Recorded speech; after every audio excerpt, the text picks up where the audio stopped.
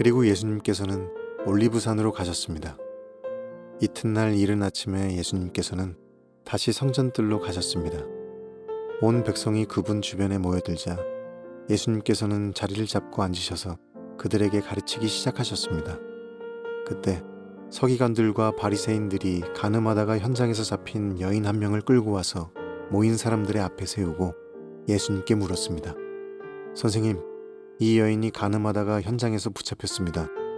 모세는 율법에서 이런 여자들을 돌로 쳐 죽이라고 우리에게 명령하였습니다. 그런데 선생님은 뭐라고 말씀하시겠습니까? 그들은 예수님을 고소할 구실을 얻기 위해 이렇게 시험한 것이었습니다. 그러나 예수님께서는 몸을 굽혀 손가락으로 땅에 글을 쓰셨습니다. 사람들이 그 자리에 서서 계속해서 묻자 예수님께서는 몸을 일으켜 그들에게 말씀하셨습니다. 너희 중에 죄 지은 적이 없는 사람이 먼저 이 여인에게 돌을 던져라. 이 말씀을 하시고 예수님께서는 다시 몸을 굽혀 땅에 글을 쓰셨습니다. 사람들은 이 말씀을 듣자 나이 많은 사람들로부터 시작하여 하나둘씩 떠나가고 예수님과 거기 홀로 서 있는 여인만 남게 되었습니다. 예수님께서 몸을 일으켜 그 여인에게 말씀하셨습니다. 여자여, 너를 고소하던 사람들이 어디 있느냐? 아무도 너를 정죄하지 않았느냐? 여인이 대답했습니다. 주님, 아무도 없습니다. 그러자 예수님께서 나도 너를 정죄하지 않는다. 가거라.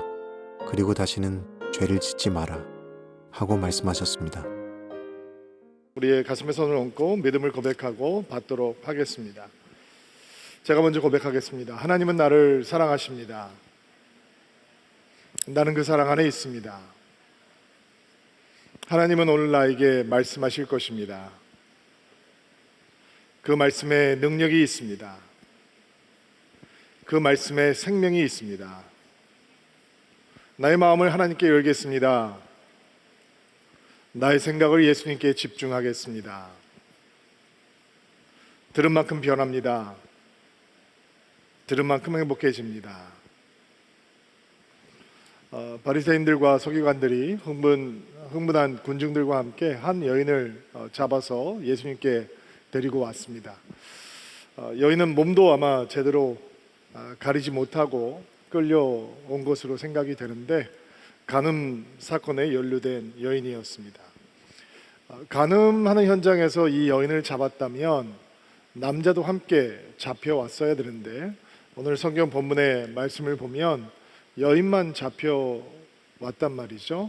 그래서 사람들이 오늘 요한복음 8장에 등장하고 있는 이 간음 사건이 예수님을 고소하기 위해서 의도적으로 계획된 사건이다 라고 얘기를 하기도 합니다. 그러나 예수를 고소할 구실을 주기 위해서 자기의 목숨을 내어놓고 그 계획에 참여할 사람이 누가 있겠어요?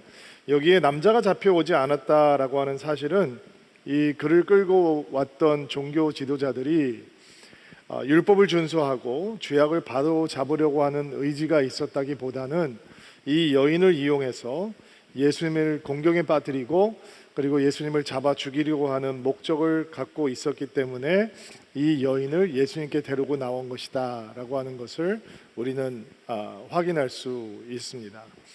모세가 하나님께 받아서 이스라엘에게 전해주었던 율법의 말씀을 보면 간음이라고 하는 죄와 그 죄에 연루된 사람들을 어떻게 엄중하게 다루어야 되는지를 기록되어 있습니다.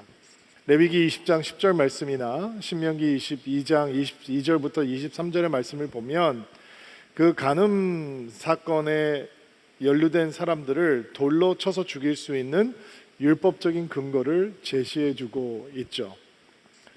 이렇게 간음이라고 하는 죄가 그 죄를 범한 사람들을 죽일 수 있는, 사형에 처할 수 있는 막중한 죄였기 때문에 그 죄를 증명하고 그리고 사형을 집행하기 위해서는 2명 이상의 증인이 필요했습니다. 단순히 의심이 가는 정황으로는 사형을 집행할 수가 없는 겁니다. 현장을 목격하고 그리고 그 목격한 현장에 대해서 일치하는 두 사람의 증언이 있지 않으면 간음한 사람들을 돌로 쳐서 죽이는 이런 율법의 집행은 이루어질 수가 없었던 것입니다. 사실 우리는 현대 사회보다 고대 사회가 훨씬 더 성적으로 문란하지 않았을 것이다라고 막연하게 생각하는 경향이 있는데, 하나님께서 율법을 주시면서 결혼이라고 하는 제도 안에 성이라고 하는 선물을 가두어 주시고, 그리고 간음이라고 하는 이 성적인 반종을 향해서 준엄한 징벌을 요구하셨던 이유는 고대 사회가 현대 사회보다 비교해서 전혀 뒤지지 않게 문란하고 방종한 사회였기 때문이기도 한 것입니다. 그럼에도 불구하고 실제로 간음죄로 처형되는 사람들이 많이 없었던 이유는 2명 이상의 증인이 그 장면을 목격하고 동일한 증언을 해야 했기 때문이다라고 설명하고 있습니다. 오늘 성경 말씀에 보면 잡혀온 여인은 현장에서 잡혀왔다라고 얘기를 하죠. 그녀를 재판에서 고소할 수 있는 증인들이 그 간음의 장면을 목격을 하고 그 여인을 짐승처럼 끌고 성전으로 들어와서 예수님 앞에 내동댕이 쳤던 것입니다. 아마 사람들은 그 여인을 향해서 침을 뱉고 소리를 지르고 온갖 욕을 하면서 그 여인을 짐승처럼 데리고 왔을 것입니다. 그리고 그 사람들은 기세등등한 모습으로 그들의 손에는 그녀의 머리를 단번에 부숴버릴 수 있는 그런 커다란 돌들이 들려 있었습니다. 지금 예수님 앞에는 세 부류의 죄인들이 서 있습니다. 저는 의도적으로 죄인이라고 하는 단수를 사용하지 않고 죄인들이라고 하는 복수를 사용했습니다. 지금 성난 군중과 그리고 종교 지도자 눈앞에는 한 사람의 죄인이 드러나 있습니다. 그러나 예수님 앞에는 세 가지 부류의 증인들이 서 있는 것입니다. 물론 첫 번째는 간음하다 현장에서 잡힌 여인입니다. 두말할 것 없이 큰 심각한 죄를 지은 사람이죠. 어떤 변명으로도 자신을 변호할 수 없는 사람입니다. 그녀가 예수님에게 용서를 받았기 때문에, 그리고 그녀를 정죄하려고 하는 사람들을 예수님께서 물리쳐 주셨기 때문에 그녀의 죄악이 대수롭지 않다라고 생각할 수 있는데 절대로 그렇게 이해해서는 안 됩니다. 성경은 우리에게 그것을 이야기해 주고 있지 않습니다. 그녀는 율법에서 금하고 있는 죄를 짓고, 그리고 결혼이 주고 있는 신성한 언약을 배반한 사람이기 때문에 끌려왔던 것입니다. 아마 이 여자가 끌려오면서 죽음의 공포를 느끼기도 했을 것이고, 어쩌면 끌려오는 동안 자신의 가족들, 이웃들, 친구들, 어쩌면 자녀들의 얼굴도 스치고 지나갔을지 모릅니다. 자신의 행동을 변호할 수 있는 길은 전혀 없는 그런 죄인이 바로 간음하다 현장에서 잡힌 여인이었습니다. 두 번째 부류의 사람들은 큰 돈을 손에 들고 씩씩거리고 서 있는 군중들입니다.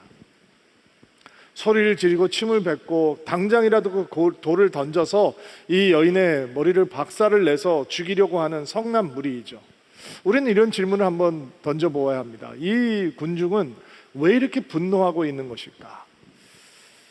그들이 지금 이스라엘 사회의 정의를 수호하고 율법을 지키는 것이 목숨처럼 소중했기 때문에 그 율법을 배반한 여인, 금한 죄악을 범한 여인을 향해서 거룩한 분노를 쏟아내고 있는 것인가?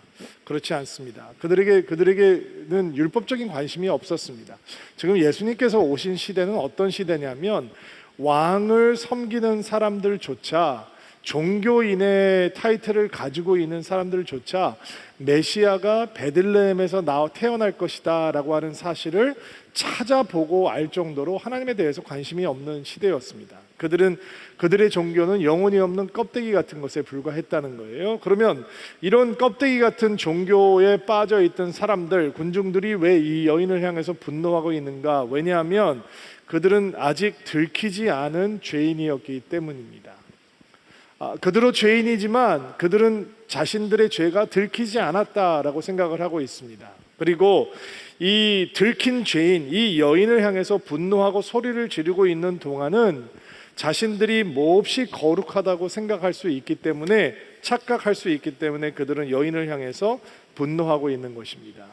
지금 가늠하다 현장에서 잡혀온 여인, 옷도 제대로 갖춰 입지 못하고 사람들에게 정죄를 받고 있는 여인이 눈앞에 있습니다.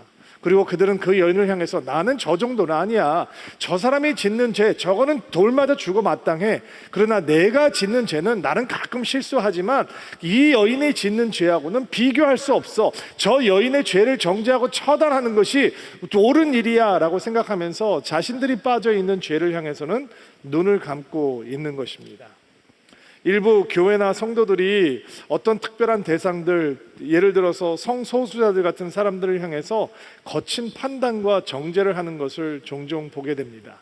자기가 짓지 않는 죄를 향해서는 신랄하게 비판하고 정죄를 하는 거죠. 그러나 스스로 자기가 빠져 있는 죄에 대해서는 침묵하는 것을 보게 됩니다. 이상한 술집에 다니는 사람들, 인터넷에서 이 야한 동영상에 중독되어 있는 사람들, 성적 선택권이 자기에 있다고 생각하고 결혼하지 않았음에도 불구하고 성적인 쾌락을 마음껏 누리고 있는 사람들을 향해서는 침묵합니다. 왜냐하면 내가 그 죄에 빠져 있기 때문입니다. 그러나 내가 짓지 않는 죄를 향해서는 엄중하게 잣대를 들이대고 비판하면서 내 스스로 굉장히 의롭다, 거룩하다, 순결하다, 하나님에 대한 중심이 확실하다라고 착각을 하고 있는 것입니다.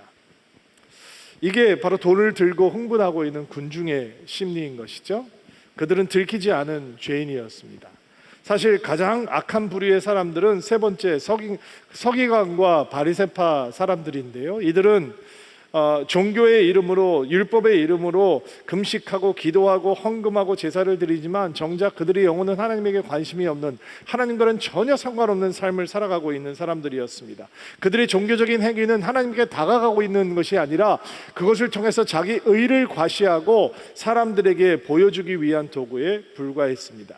가장 악한 죄를 범하고 있으면서 그것을 보지 못하는 영적인 소경 같은 사람들이 바로 이 바리새파 사람들, 서기관들이었습니다.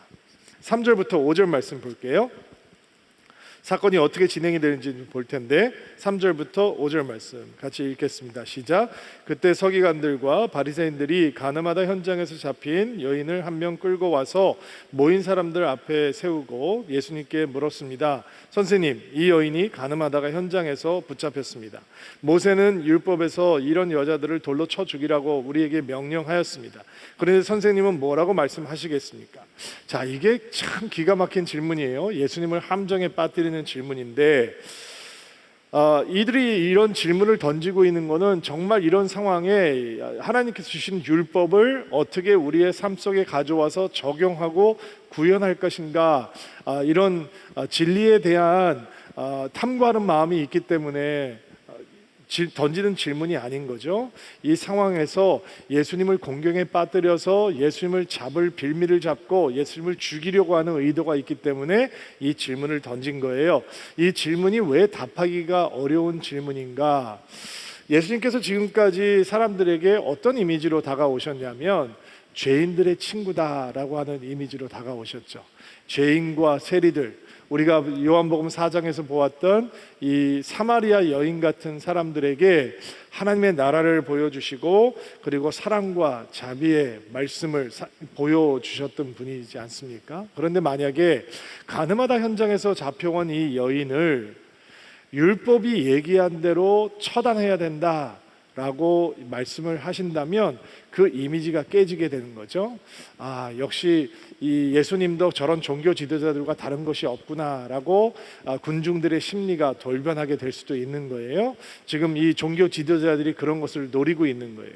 그런데 만약에 예수님께서 이 여인을 긍휼하게 여겨서 율법에서는 이런 여인을 돌로 쳐라라고 얘기를 하고 있지만 살다 보면 그런 일도 생길 수 있는 거 아니야? 그러니까 이번엔 좀 봐주자라고 얘기를 하셨다면 모세의 율법을 직접적으로 범하게 되는 것이, 어기게 되는 거예요. 그러면 종교 지도자들이 예수님을 잡을 수 있는 최고의 기회를 주는 게 되는 것입니다.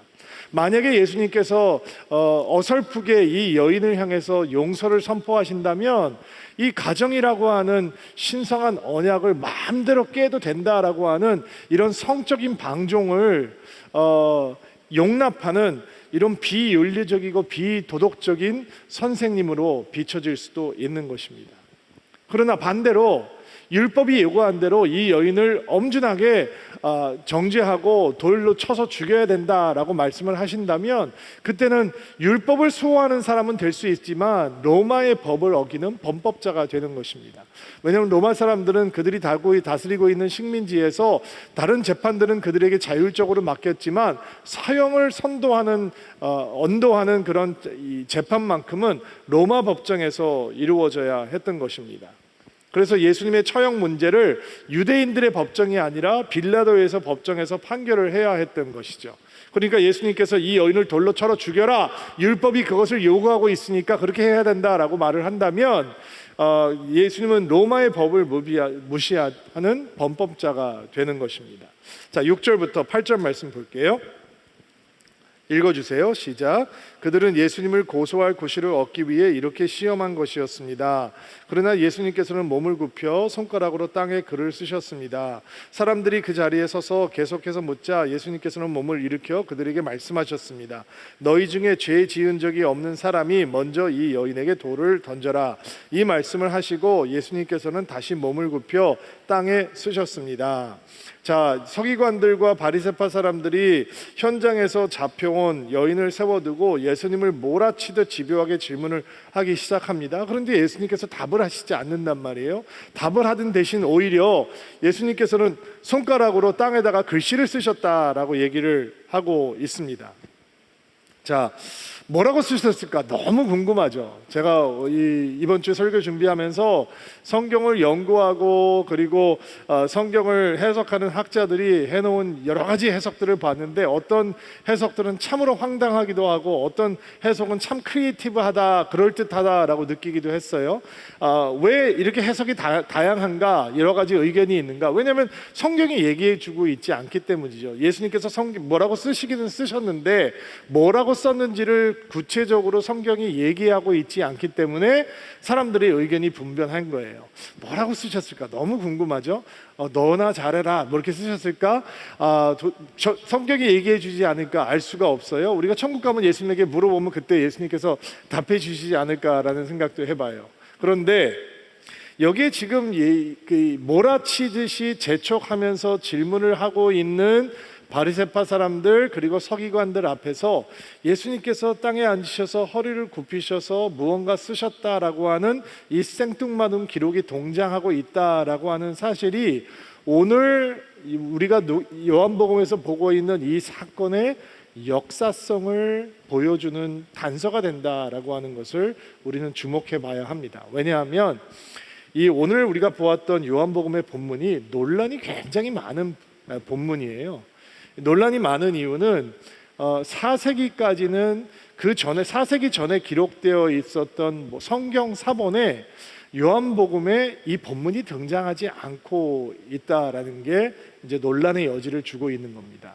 어체 자체도 어법 자체도 요한이 쓴 글과 흡사하다기보다는 오히려 공관복음의 표현들, 특별히 누가복음의 표현들과 비슷하게 진행이 된다라고 하는 것을 학자들이 주목을 하면서 실제로 초기의 사본에는 이 기록이 요한복음에 붙어 있지 않고 누가복음에 붙어 있는 사본들도 있고요. 4세기 이전의 성경 사본들은 7장 마지막 절이 끝난 다음에 12절로 건너뛰는 것도, 그런 사본들도 많이 있습니다. 그럼에도 불구하고 이 요한복음의 기록이 요한복음을 이 사본을 연구하는 학자들이 이 가늠하다 현장에서 잡힌 여인의 기록을 이 요한복음 이 부분에 남겨놓기를 주저하지 않았던 이유는 두 가지 때문인데, 첫째는 이 사건이 다른 복음서에서 보여주고 있는 예수님의 어떠함, 예수님의 마음, 죄와 죄인들을 향한 예수님의 마음을 보여주는 것과 하모니를 이루기 때문이고, 또 한 가지는 이 땅에 예수님께서 허리를 굽히고 손가락으로 무언가 쓰셨다라고 하는 그 행위가 오늘 사건의 본질과는 전혀 상관이 없는 그런 행위거든요. 이 사건의 본질은 죄를 향하신 예수님의 마음과 죄인을 향하시는 예수님의 마음을 보여주는 것에 있는데, 오늘 예수님께서 허리를 굽혀서 땅에 쓰셨다라고 하는 두 번의 행적은 그 본질을 설명하는데 아무런 도움이 되지 않는 사건이란 말이에요. 그러면 이 기록이 왜 요한복음에 남아 있는가? 요한이라고 하는 예수님의 제자가 이렇게 위급한 상황, 사람들이 금방이라도 돌을 던져서 이 여인을 죽일 수 있는 이 급박한 상황 속에서 예수님께서는 그들이 재촉하면서 지금 질문을 던지고 있는데 답을 하려고 하는 대신 그들이 답답해질 만큼 땅에다가 글씨를 쓰면서 뭔가 그적그적 이고 계셨다. 그리고 일어서서 답을 하신 다음에 똑같은 모습으로 땅에다가 손으로 글씨를 쓰셨다라고 하는 것이 너무 그것을 목격한 요한이라고 하는 제자에게도 강렬한 이미지였기 때문에 그가 복음서를 기록하면서 이것을 기록해 놓을 수밖에 없었다라고 하는, 이 사건은 실제로 일어난 사건이다라고 하는 것을 보여주는 단서가 된다라고 하는 것을 우리는 한번 기억해 보아야 합니다. 예수님께서는 그러면 땅에다 그적이면서 재촉하는 바리새파 사람들, 서기관들을 향해서 뭐라고 답을 하시느냐? 쉬운 성경에는 죄를 지은 적이 없는 사람이 먼저 이 여인에게 돌을 던지라라고 했는데, 개역 개정판에는 너희 중에 죄 없는 자가 먼저 돌을 던지라라고 나와 있죠. 이 말씀은 이렇게도 번역이 가능합니다. 너희 가운데 죄에 대한 욕망이 없는 자가 먼저 돌을 던지라, 이런 뜻도 될 수 있습니다. 자, 이런 예수님의 모습을 사람들은 굉장히 좋아하죠. 예수님께서는 마치 죄의 심각성은 무시하시고 그냥 너그러움으로 이 여인의 죄를 봐준 것처럼 사람들이 오해하기도 합니다. 사람들은 이런 관용의 예수님을 보면서 이런 오해를 하는 거예요. 예수님께서 이렇게 말씀하고 있다라고 생각을 하는 겁니다. 야, 괜찮아. 살다 보면 그럴 수 있어. 내가 다 이해해. 너만 그런 거 아니니까 너무 그렇게 괴로워하지 마. 내가 봐줄게. 그냥 한번 넘어가자. 이렇게 그냥 죄를 별거 아닌 것처럼 넘겨주시는 것처럼 사람들이 생각할 수 있습니다. 그러나 오늘 성경에서 보는 메시지는 그런 메시지가 아닙니다. 죄 없는 자가 먼저 돌을 던지라라고 하는 메시지는 그런 메시지가 아닙니다. 오히려 정반대의 메시지입니다. 예수님은 지금 이 여인에게 너는 죄가 없다라고 말씀을 하고 있는 것이 아니라 너의 죄는 돌을 맞아 죽을 만큼 막중하고 무겁다라고 얘기를 하고 있는 것입니다. 지금 이 죄를 지은 여인을 향해서 예수님께서는 율법은 너의 죄를 돌을 맞아 죽어 마땅한 죄라고 부르고 있다. 그러나 나는 너에게 네가 상상할 수도 없는 자비와 용서의 선물을 하려고 한다라고 하는 말씀을 시작하고 계시는 것이죠. 이 여인이 쓰러져 있고 엎어져 있을 때 사람들이 돌을 들고 그를 정죄하고 판단하면서 돌을 던지려고 했을 때 예수님께서는 그 사람들을 단번에 잠잠케 할 말씀이 필요했거든요.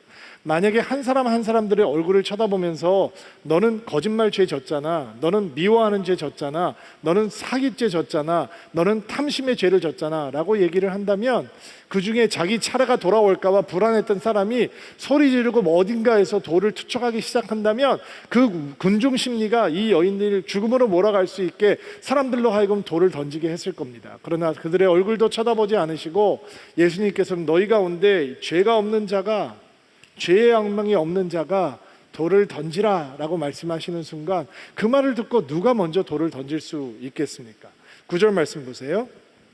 사람들은 이 말씀을 듣자 나이 많은 사람들로부터 시작하여 하나둘씩 떠나가고 예수님과 거기 홀로 서 있는 여인만 남게 되었습니다. 예수님의 말씀을 듣고 사람들은 마음이 찔려서 어른부터 젊은이에 이르기까지 돌을 던지지 못하고 그 자리를 떠나갑니다. 나이가 더 많은 사람이 먼저 돌을 떨어뜨렸을까? 살아온 세월이 긴 만큼 쌓여있는 죄가 더 많았기 때문이 아닐까요? 예수께서는 홀로 서 있는 여인을 보십니다. 모두가 떠나고 돌을 든 자가 없는데도 여전히 두려움에 사로잡혀 있는 여인이죠. 그를 향해서 예수님께서 이렇게 말씀하시죠. 10절과 11절 말씀 읽어볼게요. 예수님께서 몸을 일으켜 그 여인에게 말씀하셨습니다. 여자여, 너를 고소하던 사람이 어디 있느냐? 아무도 너를 정죄하지 않았느냐? 여인이 대답했습니다. 주님, 아무도 없습니다. 그러자 예수님께서 나도 너를 정죄하지 않는다. 가거라. 그리고 다시는 죄를 짓지 마라 하고 말씀하셨습니다. 자, 예수님의 본론이 여기서 등장을 하죠. 너를 고소하던 자들이 다 어디 있느냐? 너를 정죄하는 사람들이 어디 갔느냐? 주님은 없습니다. 다 떠나갔습니다. 나도 너를 정죄하지 않는다. 나도 너를 정죄하지 아니하노니, 이 말씀은 그녀의 죄가 가볍다라고 하는 뜻이 결코 아닙니다. 예수님께서 그것을 대수롭게 여기지 않는다라는 말씀도 아닙니다. 나도 너를 정죄하지 않는다. 나도 너를 정죄하지 아니하노니 라고 하는 말씀을 할 수 있는 근거는 어디 있는 것입니까? 바로 예수님께서 모든 죄의 저주를 받고 죽으실 분이시기 때문에 그렇게 말씀하실 수 있는 것입니다. 사람들이 던질 수 있는 돌, 여인은 피했습니다. 그러나 예수님께서는 피하지 않으실 것입니다. 여인을 향해서 쏟아져 있던 심판과 정죄와 단죄, 이 여인은 피할 수 있었습니다. 그러나 예수님께서는 그 큰 심판과 정죄를 피하지 않으실 것입니다. 그리고 그 사람들에게 심판과 정죄함을 받고 갈보리 언덕으로 십자가를 지고 오르셔서 그 십자가에 높이 달리게 되실 것입니다. 예수님께서 나도 너를 정죄하지 않는다라고 말씀하실 수 있는 이유는 그 모든 죄악의 결과를 예수님 어깨 위에 짊어지시고 십자가를 지실 수 있기 때문입니다. 죄가 가벼워서가 아니라, 죄가 별것이 아니기 때문에 내가 너를 정죄하지 않는다가 아니라, 오히려 반대로 죄가 너무 무겁고 죄의 결과가 너무 참담하기 때문에, 그래서 하나님의 아들이 죽으시지 않으면 그 문제를 해결할 수 없는 것이기 때문에 예수님께서는 내가 치러야 될 죄의 대가를 십자가에서 치를 것이기 때문에, 그 모든 정죄함을 내가 받을 것이기 때문에 나는 너를 정죄하지 않겠다라고 말씀하고 계시는 것입니다. 예수님께서는 그녀의 죄값을 감당하시고 그녀에게 용서를 베풀어 주시는 것이죠. 사도 바울은 로마서에서 이 진리를 이렇게 기가 막히게 설명하고 있습니다. 그러므로 이제 그리스도 예수 안에 있는 자에게는 결코 정죄함이 없나니, 이는 그리스도 예수 안에 있는 생명의 성령의 법이 죄와 사망의 법에서 너를 해방하였습니다. 아멘. 예수 그리스도께서 십자가를 지셨기 때문에 우리에게는 정죄함이 없는 것이고 죄와 사망의 법에서 해방될 수 있는 것입니다.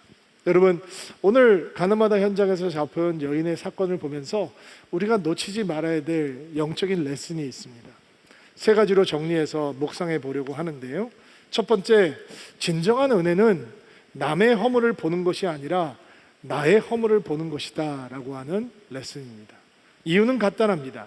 남의 허물을 보고 있는 사람은 절대로 하나님을 볼 수 없습니다. 하나님을 경험하지 못합니다. 자신의 내면을 보는 사람이 하나님을 만나는 것이고 하나님을 경험하게 되는 것입니다. 남의 허물을 보는 자는 하나님을 찾아야 될 이유를 구할 수 없습니다. 그러나 자신의 내면을 바라보고 있는 사람은 하나님을 구할 수밖에 없는 사람이 되는 것입니다. 여러분, 이 여인을 끌고 왔던 바리새파 사람들, 서기관들, 그들과 함께 몰려왔던 군중들, 그들이 그 여인의 범죄함을 보면서 스스로 자신의 범죄함을 볼 수 있었을까요? 볼 수 없었습니다. 그래서 돈을 들고 흥분하고 서 있었던 것입니다. 그러나 예수님 말씀 앞에서 그들은 자신이 보고 있던 여인을 보는 것을 멈추고 자신의 내면을 보기 시작합니다. 그게 은혜인 것입니다. 너희 가운데 죄 없는 자가 그 여인을 향해서 돌을 던지라. 그 여인의 죄가 가볍다는 뜻이 결코 아닙니다. 그 무거운 죄악이 그녀에게만 있는 것이 아니라 너희들에게도 있다라고 예수님께서 말씀하고 있는 것입니다. 저 여인에게 용서가 필요한 것처럼 돈을 들고 의로운 체하며 저 여인을 죽이고자 하고 있는 너희들에게도 이 용서의 자비는 필요한 것이다 라고 알려주고 있는 것입니다. 여러분, 성도들이, 목회자들이, 교회가 너무 쉽게 범할 수 있는 실수가 바로 이것입니다. 다른 사람의 허물을 향해서는 엄준한 잣대를 가고 신랄하게 비판하지만 스스로 자신을 향해서는 같은 잣대를 들이대지 않는 실수를 범하게 될 때 우리는 진정한 은혜를 놓치게 되는 것입니다. 여러분, 은혜는 언제나 자신의 가장 깊은 곳을 보게 해줍니다. 베드로가 예수님을 만났던 장면을 기억하십니까? 밤새 그물질하고 돌아왔습니다. 아무것도 잡지 못했습니다. 근데 예수님의 말씀을 의지해서 깊은 곳에 가서 그물을 내렸더니 배가 가라앉을 만큼 물고기가 잡혔습니다. 그때 베드로가 뭐라고 생각을 하고 말을 합니까? 이 사람 믿으면, 이 사람 따라다니면 돈 좀 벌겠구나, 우리 동업합시다 얘기하지 않잖아요. 그가 주님 앞에 엎드려서 이렇게 얘기합니다. 나를 떠나주십시오. 나는 죄인입니다. 하나님 대신 예수님을 만나고 나니까 비즈니스 오퍼튜니티가 보이는 게 아닙니다. 내 죄악됨이 보이는 것입니다. 그게 진짜 은혜가 되는 것이죠. 이사야 선지자가 왕족이었던 것 같아요. 왕의 친척이었던 것 같아요. 근데 이 이사야 선지자가 언제 하나님을 만나느냐? 그의 친족이었던 우시야 왕이 죽던 해였습니다. 그가 성전에 가득한 하나님의 영광을 보죠. 천사들이 날아다니면서 하나님의 거룩하심을 선포하는 현장에 성전의 태가 흔들릴 때 봅니다. 그리고 그가 이렇게 탄식하고 괴로워합니다. 내가 부정한 입술을 가진 자인데 하나님의 영광을 보았으니, 하나님을 보았으니 이제 망하게 되었다, 죽게 되었다라고 탄식을 합니다. 진짜 은혜는 뭐냐? 내가 그동안 감추어두었던 내 깊은 내면을 바라보게 되는 것입니다. 내 내연의 탁함을 바라보게 되는 것이죠. 진정한 은혜는 남의 허물을 보는 것이 아니라 하나님 때문에 나의 허물을 찾게 되는 것입니다. 여러분, 남의 허물을 보는 사람들은 말이 많습니다. 그러나 자신의 허물을 보는 사람은 기도가 깊어지는 것입니다. 우리가 회복해야 되는 영성은 남의 허물을 보고 흥분하는 영성이 아닙니다. 나의 허물을 바라보고 애통하며 눈물을 흘리며 괴로워하며 회개하며 주님 앞에 돌아오는 영성인 것입니다. 두 번째, 우리가 오늘 가늠하다 현장에서 잡혀온 여인의 사건을 통해서 들어야 되는 두 번째 메시지는, 예수님께서 이 여인의 죄를 용서하시는 이유는 그가 죄를 마음대로 지을 수 있는 자유를 주기 위함이 아니라 죄를 떠날 수 있는 자유를 주기 위함이다 라고 하는 것을 기억해야 하는 것입니다. 예수님께서 여인에게 요구하시는 삶이 은밀한 삶이 아니잖아요. 야, 좀 들키지 말자, 잡혀오지 마, 이렇게 말씀하시지 않았잖아요. 예수님께서는 죄를 떠나라 라고 말씀을 하시는 겁니다. 죄의 자리를 떠나라, 죄악된 삶을 버려라, 가서 다시는 죄를 짓지 말라 라고 말씀을 하셨습니다. 예수님께서 그녀를 향해서 정죄의 돌을 던지지 않으시고 용서를 베푸신 이유는 그녀에게 다른 삶을 살게 하기 위함이었죠. 자신의 죄를 향한 심각성을 알지 못하는 사람들은 그것을 용서하시는 하나님의 큰 자비와 은혜, 사랑, 그것이 절실하지 않습니다. 당연히 자기에게 베풀어졌던 용서에 대한 감사도 생기지 않을 겁니다. 용서의 이유도 제대로 이해하지 못하겠죠. 여러분, 이렇게 한번 상상을 해보세요. 지금 가늠하다 현장에서 잡혀온 여인이 예수님께서 용서해 주셨는데 자신의 삶으로 돌아가서 예전과 똑같은 삶을 산다고 생각해 봅시다. 오히려 더 당당하게, 옛날에는 그래도 숨어서 불륜을 범하려고 생각을 했다면 예수님께서 용서하신 다음에는 너무 당당하게, 당신들 예수님 말 못 들었어? 당신들 가운데 죄 없는 자가 먼저 나에게 돌을 던져봐. 내나 너나 비슷비슷하지 뭐. 그래, 나 그렇게 범죄했다, 어쩔래? 네가 죄가 없으면 나한테 한번 정죄해봐 라고 소리를 지르면서 살아간다 라고 생각을 해보세요.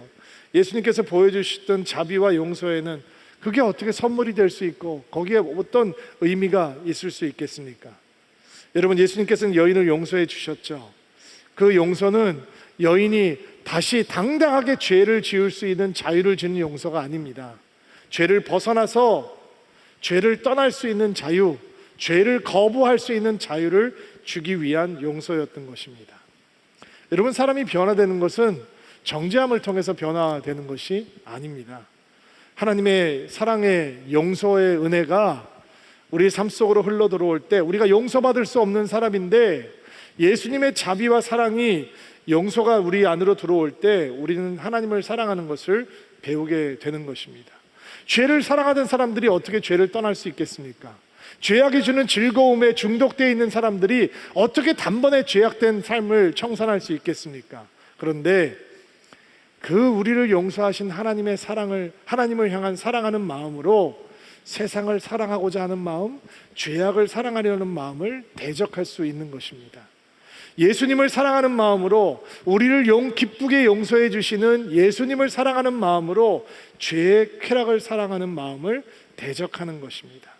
예수님께서 주신 용서는 죄를 거부하는 능력을 갖게 하는 아름다운 초청이 되는 것이죠. 이것이 우리가 놓치지 말아야 되는 주님의 메시지입니다. 마지막으로 이 사건을 통해서 우리가 기억해야 하는 메시지는 용서를 선포하신 예수님께서 여인을 향해서 정말 현실적으로 감당하기 힘든 요구를 하고 있다라고 하는 사실을 통해서 배우려고 하는데요. 예수님께서 11절 말씀에 뭐라고 말씀하시냐면, 나도 너를 정죄하지 않는다. 가거라. 그리고 다시는 죄를 짓지 마라. 근데 사람들이 미스하는 아주 짧은 말씀 하나가 있죠. 가거라 라고 하는 말씀이에요. Go 라고 하는 말씀. 어디로 돌아가라는 뜻일까요? 여러분, 만약에 제가 이 여인이었다면 저는 나를 모르는 곳으로 떠나가서 살고 싶을 것 같아요. 지금 예루살렘이 한번 들썩였단 말이에요. 축제가 벌어지고 있기 때문에 수많은 사람들이 예루살렘에 모여드는 때가 아니었습니까? 그런데 예수님이 성전에서 가르치실 때 그 수많은 사람들이 여인을 끌고 왔어요. 제대로 옷도 갖춰 입지 못하고 끌려왔을 거예요. 얼마나 사람들에게 좋은 구경거리가 됐겠어요. 소리 지르고 욕하고 침 뱉고 돌을 들고 막 몰려왔어요. 이 여인, 예수님께서 너 죄 없는 자가 너 먼저 돌을 던지려고 하니까 사람들이 양심의 가책이 와서 찔려서 돌을 던져놓고 다 또 돌아갔어요. 이게 얼마나 대단한 사건이에요. 돌아가는 사람들마다 돌아가는 곳에서 이 얘기했겠죠. 오늘 아침에 어떤 일이 있었는지 알아? 오늘 이런 일이 있었어. 그 여자 있잖아, 저 집에 사는 여자, 바람피다 걸려서 잡혀왔는데 이 여자 돌로 쳐서 죽이려고 했는데 예수님 때문에 이 여자 돌을 던지지 못했어. 이런 얘기가 막 소문이 불퍼지듯이 퍼졌을 거예요. 근데 이 여인이, 예수님께서 가라라고 하셨는데 어디로 가란 말씀이에요? 이 여인이 지금 제일 돌아가기 싫은 데가 어디일까요? 남편이 기다리고 있는 것, 가족이 기다리고 있는 것, 자녀가 기다리고 있는 집 아닐까요? 예수님께서 가라 했을 때 너 이제 숨어서 007처럼 살아라, 이런 뜻은 아니죠. 예수님께서 가라라고 하는 것이 어딘가요?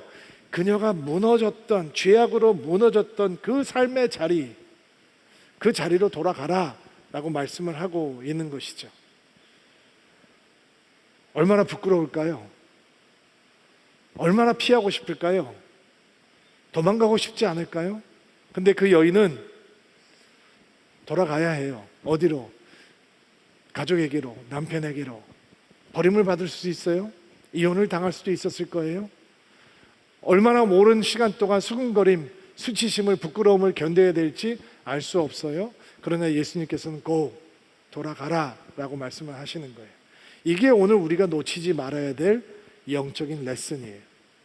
예수님의 은혜는 우리를 죄악으로 무너졌던 곳으로 다시 돌려보내주세요. 왜냐하면 바로 거기서 주님의 은혜를 새롭게 체험하고 새로운 사람으로 세워져야 진짜 은혜이기 때문이에요. 바로 거기서 용서받은 열매를 맺는 것이 주님께서 진짜 원하시는 것이기 때문이에요. 여러분, 오네시모가 왜 빌레몬에게 돌아가야 되는 거죠? 빌레몬의 돈을 훔쳐서 도망온 노예가 왜 자신을 죽일 수 있는 권한을 가지고 있는 주인에게 돌아가서 용서를 구해야 하는 것입니까? 왜냐하면 주님의 은혜는 우리가 무너졌던 바로 그곳에서 우리가 다른 사람인 것을 드러냄으로 하나님의 은혜를 증거하는 것이 진짜 참된 은혜이기 때문인 것입니다. 여러분, 주홍글씨라고 하는 소설이 있죠. 청교도 문학 작품 가운데 하나인데 거기에 보면 간음죄를 범했던 헤스더라고 하는 여인이 등장을 합니다. 청교도 법에 따라서 그녀가 재판을 받고 이런 형벌을 받게 되는데 평생 가슴에 간음이라고 하는 영어 단어의 첫 글자인 A자를 새기고 살아가게 됩니다. 사람들이 그 여자를 보면은 수근수근 됩니다. 손가락질합니다. 어린 딸을 키우고 있는데 그 딸도 그 어미의 죄악에 대해서 듣고 자랐을 것입니다. 근데 시간이 흘러갑니다. 이 여인이 숭고한 삶을 살거든요. 그러니까 사람들이 그 헤스더라고 하는 여인을 보면서 그 가슴에 새겨져 있는 A자가 간음의 첫 번째 글자인 A자인지, 천사를 의미하는 에인절의 첫 번째 글자인지, 아니면 능력을 의미하는 에이블의 첫 번째 글자인지 헷갈리기 시작합니다. 무슨 얘기입니까? 그녀의 달라진 삶이 그 여인을 바라보는 사람들의 시선을 바꿔놓을 수 있었다는 것입니다. 자, 가늠하다 현장에서 잡힌 여인, 돌아가야 합니다. 남편에게로, 가족에게로, 이웃에게로, 친구에게로. 너무 수치스러움을 당해야 합니다. 그런데 거기로 돌아가는 이유는 무엇이냐? 왜냐하면 주님의 용서의 은혜는 저 여자 가늠하다 현장에서 잡혀온 여인이잖아 라고 하는 평가가 사라지게 해주는 것에 있기 때문입니다. 저는 이 여인이 과연 어떻게 살았을까 너무 궁금합니다. 성경에서 이 여인이 어떻게 변했을지 증거가 없습니다. 또 초대교회 이 전승의 기록, 역사 기록에 이 여인이 어떤 대단한 교회의 중추적인 역할을 했다라고 하는 기록이 좀 남아 있으면 기쁜 마음으로 제가 여러분들에게 전해드리겠는데, 이 여인의 기록이 없어요. 뒷얘기가 전해지지 않습니다. 그러나 저는 이 여인이 초대교회에서 죄인을 사랑하시는 하나님의 사랑, 자비를 보여주는 아름다운 믿음의 인생이 되었다라고 하는 것을 믿습니다. 그녀가 주님의 십자가를 지고 지게 하던 순간까지 골고다까지 따라가는 믿음의 제자로 살았을 것이다 라고 저는 믿습니다. 왜냐하면 이렇게 치욕스러운 과거를 가지고 있는 죄인들이 그 치욕스러운 과거의 죄를 몽땅 짊어지시고 그 죄값을 감당하신 예수 그리스도가 있었기 때문에 그 주님을 향해 새로운 사랑과 헌신을 드리는 성도로 살아갔다라고 하는 이야기들은 초대교회 역사에 넘치고 있기 때문입니다. 그리고 그 이야기가 여러분의 이야기이기도 하고 저의 이야기이기도 한 것입니다. 가늠하다 현장에서 잡혀왔던 여인의 이야기를 통해서 사람들은 죄를 미워하시지만 하나님께서 목숨을 버려서까지 죄인을 사랑해 주신다라고 하는 복음의 메시지를 듣게 되는 것입니다. 여러분, 초대교회에서 복음을 제일 전하기 힘들었던 곳이 어디였을까 생각을 해보면 아마 다 모든 곳이 복음을 전하기 힘들었지만 특별히 이방 도시들 가운데 고린도라고 하는 곳에서 참 복음을 전하기가 힘들었을 것이다 라는 생각을 하게 됩니다. 모든 이방 도시가 아주 문란하고 방탕했지만 문란하고 방탕했던 모든 이방 도시 사람들이 극도로 경계하는 가장 문란하고 방탕했던 곳이 고린도라고 하는 도시였습니다. 근데 바울이 거기에 복음을 전하잖아요. 그리고 교회가 쓰거든요. 그러면 예수 잘 믿으려면 어떻게 해야 되겠어요? 고린도 떠나야죠. 다른 도시, 시골 가서 살면 그렇게 문란하고 방탕한 사람들하고 어울리지 않고 신앙을 지키면서 살 수 있지 않을까요? 그런데 사도 바울이 그 문란하고 방탕한 사람들, 이 가득한 고린도에 있던 교회에게 편지를 보내면서 이런 이야기를 합니다. 성도들에게, 너희들은 그리스도의 편지라. 여러분, 우리가 무너졌던 삶의 자리로 돌아가야 되는 이유를 알고 계십니까? 우리가 그리스도의 편지가 될 수 있는 사람들이기 때문입니다. 여러분, 고린도 교회 성도들은 이런 얘기 듣지 않았을까요? 예수를 믿게 되었습니다. 예수님의 제자로 살아가기를 작정합니다. 근데 예전에 어울리던 사람들이 이런 얘기를 하는 거예요. 야, 너 작년에 나하고 같이 똑같이 음란했잖아. 나하고 같이 방탕했잖아. 나처럼 문란했잖아. 너도 우리처럼 거짓말하고 사기치고 속이고 다 했잖아. 근데 뭐 이제는 다르겠다고? 에이, 야, 우리가 다 똑같은 사람인데 왜 너만 다른 척해? 이런 온갖 이야기들을 듣지 않았을까요? 그런데 예수의 사람이 되는 순간 우리가 무너졌던 바로 그곳에서 주님의 은혜 때문에 그리스도의 편지가 되는 것입니다. 여러분, 이 여인이 왜 수치의 자리로, 자기가 무너졌던 자리로 돌아가야 될까요? 바로 그 여인이 예수를 보여주는 그리스도의 편지가 바로 그 자리에서 될 수 있기 때문입니다. 이런 은혜가 여러분 가운데, 저 가운데 있게 되기를 주의 이름으로 축복합니다. 우리 가슴에 손을 얹고 안수해 주시고요. 여러분을 축복하고 기도하겠습니다. 하나님, 오늘도 감사한 마음으로 주의 말씀을 향해 우리의 마음과 우리의 삶을 열었습니다. 아멘으로 주의 말씀을 받았습니다. 남의 허물을 보는 믿음이 아닌 나의 허물을 보는 믿음을 갖게 하옵소서. 남의 허물을 보고 흥분하고 손가락질을 하는 대신 나의 허물을 보고 가슴을 치고 애통해하고 눈물을 흘리고 회개할 수 있는 믿음을 갖게 하옵소서. 남의 허물을 보며 시끄럽게 떠드는 인생이 아니라 나의 허물을 보고 눈물을 흘리고 기도하는 인생이 되게 하옵소서. 주님의 자비로 경험하게 된 용서라고 하는 선물이 죄를 가볍게 대하는, 죄를 함부로 짓는 병든 신앙으로 인도하지 않게 하옵소서.